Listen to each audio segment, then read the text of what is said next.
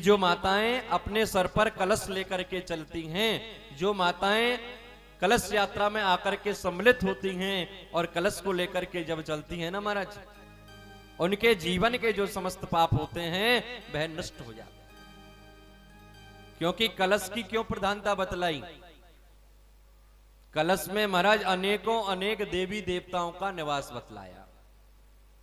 कलशस्य मुखे विष्णु कंठे रुद्र समाश्रिता। कलश का जो मुखमंडल होता है उसमें महाराज भगवान विष्णु निवास करते हैं, और कलश का जो मध्य है उसमें ब्रह्मा जी का वास बतलाया, और कलश का जो तला है उसमें भगवान रुद्र का निवास। कलशस्य मुखे विष्णु कंठे रुद्र समाश्रिता मूले त्वस्तो ब्रह्मा मध्य मात्र गणास्मृता। जो मध्य का भाग है उसमें जितनी भी हमारी देवियां हैं, जितनी भी माताएं हैं, जिसमें चतुष्षष्ठी योगिनी है, षोडश माता हैं, सप्तगत मातृकाएं हैं, लक्ष्मी जी हैं, सब मां आकर के और उस कलश के मध्य में और विराजमान हो जाती हैं। अब बताओ, विचार करो, कितने देवता और कितनी माताओं को लेकर के आप अपने सर पर चल रहे हो। हा?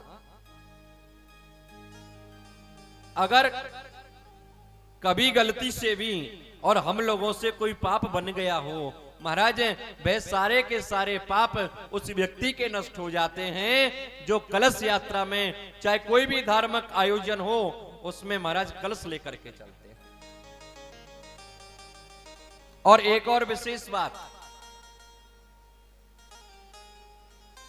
महाराज, कलश तो लेकर के चलते ही हैं हम लोग, लेकिन कलश पर और भी काफी वस्तुओं को हम लोग रखते हैं। क्या? सबसे पहले महाराज पंच पल्लव विराजमान करते हैं। ये जो पंच पल्लव बताए गए महाराज, जो 5 प्रकार के पेड़ों के पत्ते उसमें हम लोग लगाते हैं, जैसे आम का हो गया, पीपल का हो गया, बड़ का हो गया, अशोक का हो गया। इसी प्रकार करके जो 5 वृक्षों के पत्ते लगाते हैं महाराज, ये हमारी प्रकृति है। और जो प्रकृति होती है यह प्रकृति मां भगवती का स्वरूप होती है। और उसके ऊपर फिर क्या रखते हैं हम लोग? श्रीफल। श्री का अर्थ क्या होता है? श्री का अर्थ होता है, मेरी मैयाओ सब जानती होंगी, जानते हो ना, क्या होता है? लक्ष्मी जी। हाँ, क्योंकि इस समय बगैर लक्ष्मी के किसी का कोई काम चलता नहीं, इसलिए श्रीफल, जो लक्ष्मी का जो फल है, उस लक्ष्मी के फल को लेकर के हम लोग और कलश के ऊपर विराजमान कर देते। अब बताओ, जब साक्षात लक्ष्मी महारानी आकर के आपके सर पर बैठ गई तो फिर कोई कमी रहेगी क्या? नहीं रहेगी ना। ये महत्व होता है कलश अपने सर पर रख करके चलने का।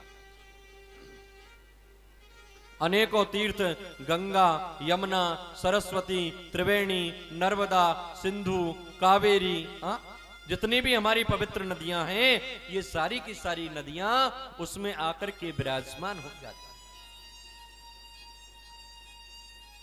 इतना बड़ा महत्व कलश यात्रा में सम्मिलित होने का और गणेश पुराण ने बतलाया। गणेश पुराण ये कहती है सज्जनों कि जो व्यक्ति एक बार भगवान के धार्मिक आयोजन में आकर के अपने सर पर और कलश लेकर के चल ले, उसके किए हुए जितने भी सारे पाप हैं उन सब का हरण मेरे भगवान श्री गणेश कर लेते। प्रेम से बोलो गणपति बप्पा। ये होता है कलश रखने का महत्व।